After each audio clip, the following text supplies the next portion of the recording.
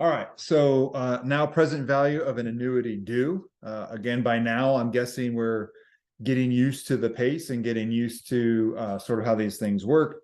So hopefully we can move a little more quickly. I'm actually going to try to really pay attention to the time this time. So present value of an annuity due illustrated again, rather than an ordinary annuity, we're taking note that this is an annuity due. Payments are happening at the beginning of each period. And so at the beginning of period one is our first payment. There's no discount applied to that.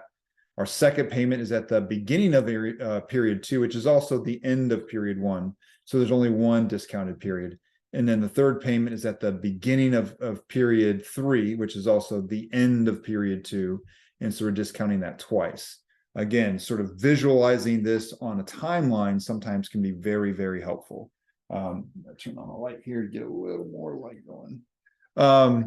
Anyway, so again, this 27,355, obviously the present value is a little higher because we're not discounting the amounts as much, and so with a lower amount of discount, the present value goes up.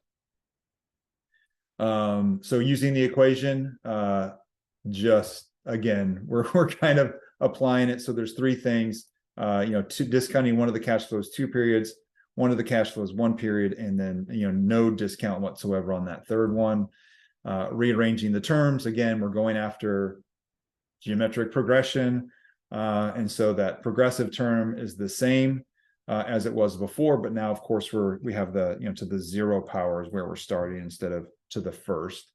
Again, rearranging some terms and doing the multiplication by the progressing term, and then subtracting the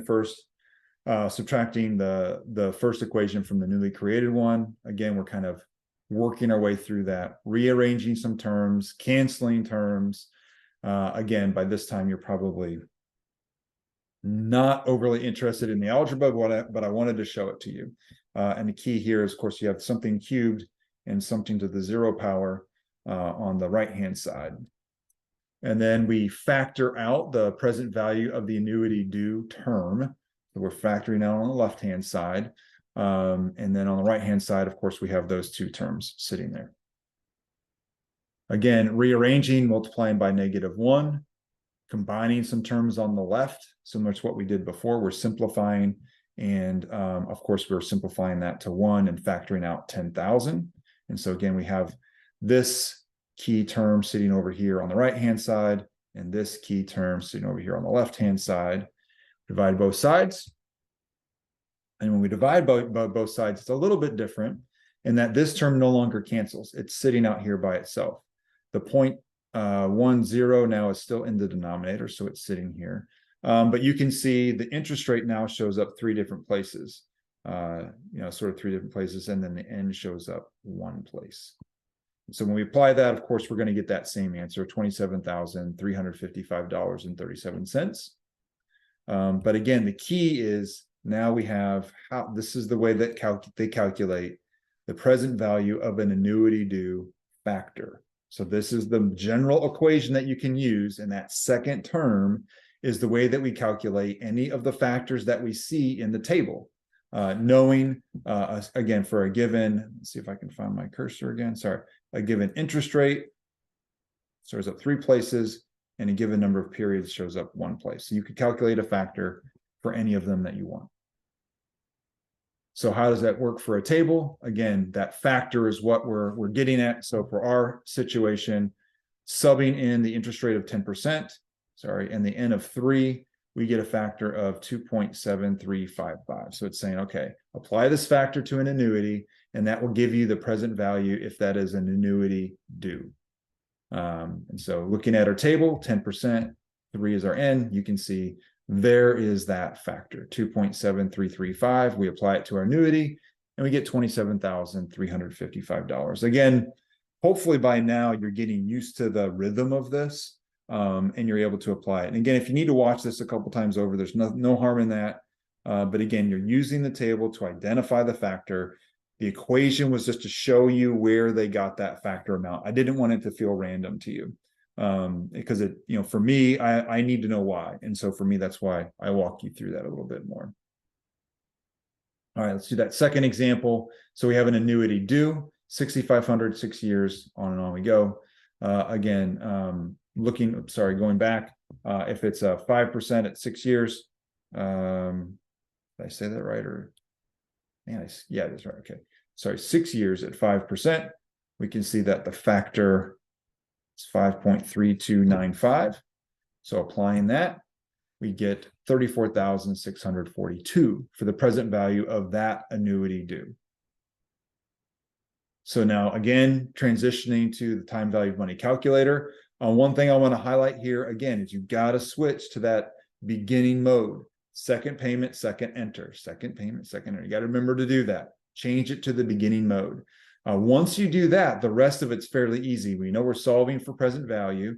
We put in the same information, same N, same I/Y, same payment. We've just told the calculator, hey, everything's happening at the beginning of each period, not at the end. And so when we calculate that, of course, we get the correct amount as we would expect. Again, compute that present value and you'll get the right answer. And same idea here. Again, you're putting information in 6,500 and 6,500 for the present value of 34,641.6. Sometimes there can be some rounding differences between the different methods. When you have your calculator, it's gonna be pretty accurate versus equations. You might have to round here and there and things like that. All right. So the next concept with the annuity is when you have, that's hilarious. It happens to me in class all the time too. Is when you have what's called a deferred annuity. And I'll kind of walk you through what that looks like. So whenever you have a deferred annuity, it means there's like a delay. So the payments don't happen right away. So as an example, we might have a 3-year ordinary annuity, but the payments basically are deferred. And so we have the first payment is deferred for 3 years. And so how do we handle it if the first payment is deferred for 3 years? The first payment doesn't happen for 3 years. And so if we kind of want to look at that, really what you have is the first payment now is happening at the end of year 3. And then the second payment is happening at the end of year 4. And the third payment is happening at the end of year 5. And so when we do a present value of an ordinary annuity calculation, if we just kind of think about the normal PVA calculation, it's really giving you a present value, not at today. It's giving you a present value as of the end of year 2. So that is now somewhere off into the future. If I want to know what's the present value, what I'm really asking is what is the present value at time 0? I'm not asking what is the present value 2 years from now. I want to know what the present value is today. And so this $24,868, that is not the present value today because the first payment has been deferred for 3 years. It cannot be the same because it's been deferred. And so now we're going to walk through that second step. So step 1, get the present value of the annuity. Step 2, take that present value and get it into today's dollars. And so that second step then is taking that future amount at the end of year 2 and figuring out, well, how do I get it to year 0? Well, I've got to discount it 2 times. 1, 2 years. And so discounting it 1 takes it to the end of year 1. Discounting it the second time takes it to today. And so that's why it's a 2-step process. So if an annuity is deferred for 3 years and you use an ordinary annuity calculation, make sure you understand where in time everything is being calculated. Again, if you need to rewatch this, there will be a deferred annuity question on the test. If you need to rewatch this, make sure you do that. Make sure you look at it and understand, okay, what was step 1? What was step 2? How should this look? All right, so if I want to use my calculator, we're not going to do a table.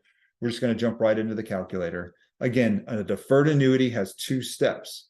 And so the first step is to calculate the present value of that annuity. We did that in step 1, $24,868.52. The second step then is to take that amount, because now we know it's sitting out there in the future, and we're trying to discount it back to today. And so the way we do that, again, we need to discount it 2 periods because now that present value is sitting 2 years into the future. I need to discount it back 2 periods, which gives me the present value as of today, $20,552 Okay. All right, we're going to stop this recording. We're not quite to 15 minutes, but I'd rather stop a little short, and then we'll have one more lecture, and that will close out time value of money. And hopefully it will prepare you. Feel like you've seen everything you need to see. I know you've seen everything, but you can review all these lectures, obviously, to help yourself prepare for the test.